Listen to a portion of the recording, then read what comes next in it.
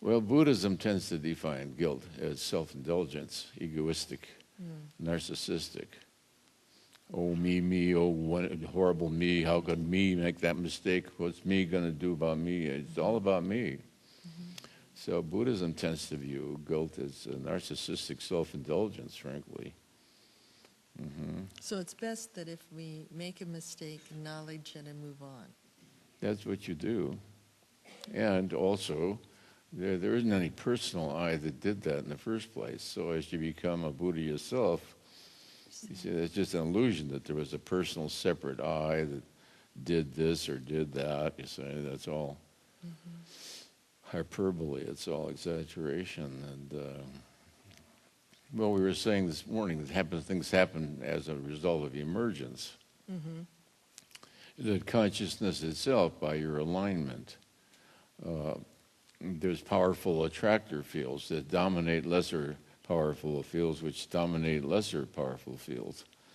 So something may escape all of them, you see, and still erupt. Don't forget, we have a left brain and a right brain. So if we were meant to be angels in this realm, we would only have right brain. The left brain is very much an animal. So anything I look at to forgive myself is almost always the animal.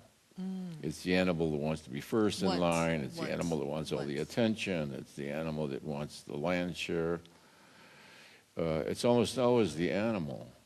Okay. The spiritual self would only make an error out of ignorance, let's say. But the human self is that the left brain animal arises. The animal instinct, the amygdala dominates. And then the superego is brought in out of guilt that your animal got away with you.